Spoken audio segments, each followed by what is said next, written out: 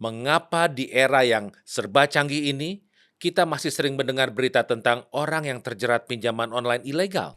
Angka indeks literasi keuangan nyaris 70% itu terdengar besar. Tapi apakah cukup untuk standar global?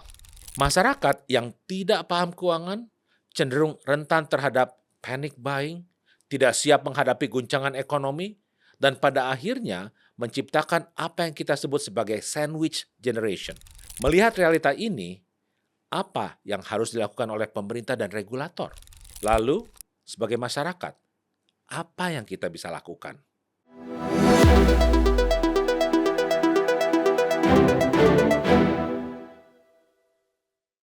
Halo semua, selamat datang kembali di podcast Linomics. Saya Fahlino Suib dan di sini kita ngobrol santai tapi serius soal ekonomi Indonesia dan peran kita di dalamnya. Sobat Linomics, mungkin kita sering bertanya, mengapa di era yang serba canggih ini kita masih sering mendengar berita tentang orang yang terjerat pinjaman online ilegal? Atau cerita tentang mereka yang kehilangan tabungan seumur hidup karena investasi bodong berkedok kripto atau robot trading? Salah satu jawabannya adalah karena masih belum cukupnya pengetahuan sebagian masyarakat untuk memahami risiko dari berbagai macam produk keuangan. Atau singkatnya, karena literasi keuangan yang masih rendah. Nah, di episode kali ini, kita akan membahas secara lebih mendalam tentang literasi keuangan dan apa hubungannya dengan pertumbuhan ekonomi. Secara definisi, literasi keuangan adalah kombinasi antara pengetahuan, keterampilan, sikap, dan perilaku finansial yang dibutuhkan seseorang untuk membuat keputusan keuangan yang bijak demi mencapai kesejahteraan hidupnya. Secara teknis, tingkat literasi keuangan ini dapat diukur melalui angka indeks. Dan bicara soal angka, kita punya kabar baik. Kalau kita tarik mundur ke tahun 2013, indeks literasi keuangan masyarakat Indonesia itu sangat memprihatinkan. Hanya di angka 21,84%. Artinya, dari 100 orang, hanya sekitar 21 orang yang benar-benar paham cara kerja produk dan resiko keuangan. Sisanya meraba-raba.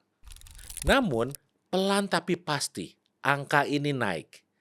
Dan hari ini kita punya data terbaru dari Survei Nasional Literasi dan Inklusi Keuangan yang baru saja dirilis beberapa hari yang lalu oleh BPS untuk tahun 2026. Hasilnya, indeks literasi keuangan kita sudah mencapai 69,57%.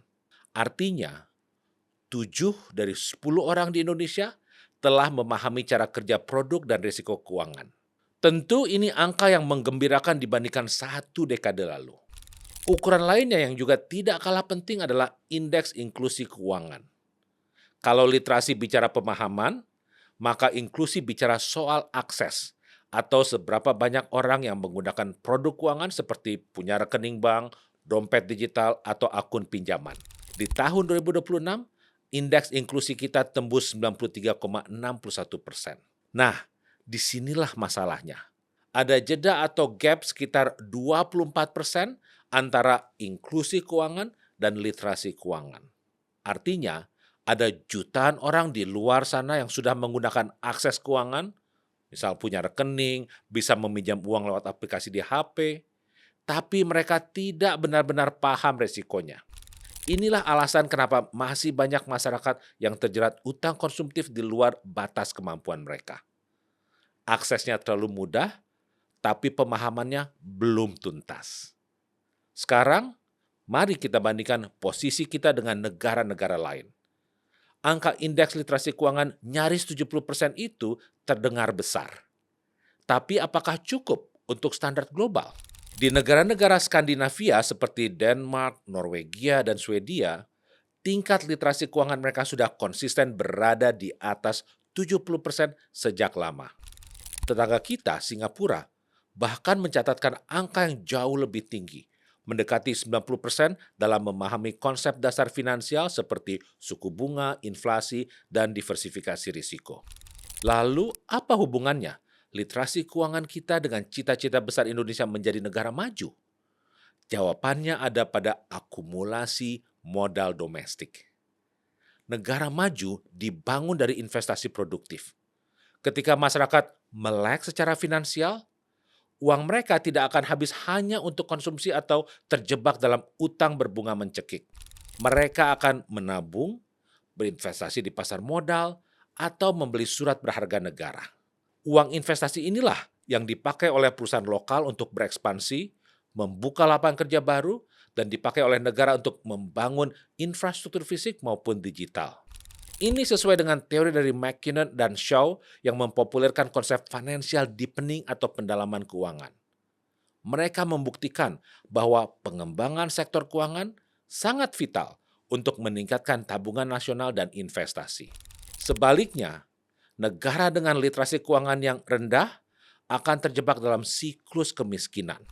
Masyarakat yang tidak paham keuangan cenderung rentan terhadap panic buying, tidak siap menghadapi guncangan ekonomi, dan pada akhirnya menciptakan apa yang kita sebut sebagai sandwich generation, di mana kaum muda yang produktif harus menanggung beban finansial orang tuanya yang pensiun tanpa persiapan. Artinya, kita tidak bisa membangun negara yang kuat jika kelas menengahnya lelah dan bangkrut. Melihat realita ini, apa yang harus dilakukan oleh pemerintah dan regulator? Ada beberapa kebijakan yang dapat dilakukan untuk terus meningkatkan literasi keuangan sehingga kita bisa berjalan lebih cepat untuk menjadi negara maju.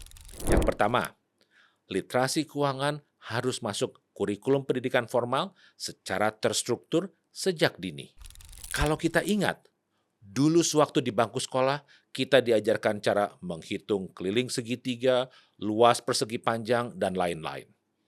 Tapi kita jarang diajarkan cara menghitung bunga atau cara menyusun anggaran bulanan. Pendidikan finansial tidak boleh hanya diselipkan di pelajaran ekonomi SMA, tapi harus dikenalkan sejak usia dasar. Anak-anak harus paham perbedaan antara needs atau kebutuhan dan wants atau keinginan. Yang kedua, diperlukan regulasi konsumen yang lebih edukatif. Otoritas Jasa Keuangan atau OJK misalnya harus terus memperketat aturan main, tidak hanya memberantas entitas ilegal, tapi juga mewajibkan transparansi penuh pada entitas yang legal. Contoh, aplikasi layanan pinjaman perlu menampilkan total bunga dan denda bulanan dalam bentuk nominal rupiah yang tebal dan jelas.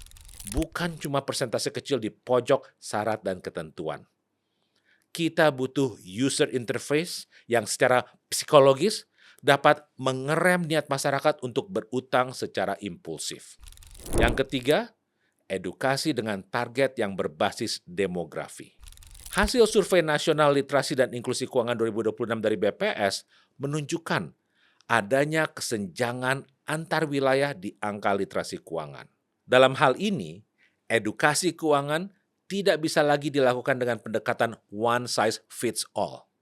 Misal, pekerja pabrik di Jawa, nelayan di wilayah timur, dan Gen Z di Jakarta membutuhkan pendekatan dan studi kasus finansial yang berbeda. Lalu, sebagai masyarakat, apa yang kita bisa lakukan? Ada beberapa hal yang Sobat Linomics bisa lakukan. Yang pertama, selalu lacak kemana perginya uang kita. Ingat, kita tidak bisa mengelola apa yang tidak bisa kita ukur. Mulailah membuat budget. Entah itu dengan metode 50-30-20, yaitu 50% untuk kebutuhan pokok, 30% untuk keinginan atau wants, dan 20% untuk ditabung. Atau sekedar mencatat setiap pengeluaran di buku tulis. Ketahui persis kemana uang kita pergi setiap bulannya. Yang kedua, jangan biarkan inflasi mengurangi uang kita. Mulailah belajar berinvestasi. Kita tidak perlu langsung menjadi ahli saham. Pelajari instrumen rendah risiko seperti reksadana pasar uang atau obligasi negara. Yang ketiga, hentikan budaya flexing dan FOMO atau fear of missing out. Di era media sosial, tekanannya luar biasa besar untuk terlihat, tanda kutip, sukses lebih cepat dari yang seharusnya. Berhenti membiayai gaya hidup yang bukan milik kita dengan utang. Ingat, kebebasan finansial jauh lebih berharga daripada pujian sementara di kolom komentar media sosial.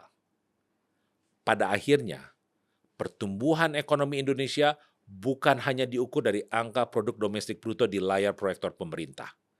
Ia juga diukur dari seberapa tenang kita tidur di malam hari tanpa memikirkan utang esok hari dan seberapa siap kita merencanakan masa depan finansial kita. Mari kita menjadi generasi yang memutus rantai ketidaktahuan finansial. Karena dompet yang sehat akan menciptakan masyarakat yang berdaya. Dan masyarakat yang berdaya adalah mesin utama menuju Indonesia maju. Terima kasih Sobat Linomics. Tetap semangat, tetap optimis. Sampai jumpa di episode berikutnya. Saya Fahlino Suib.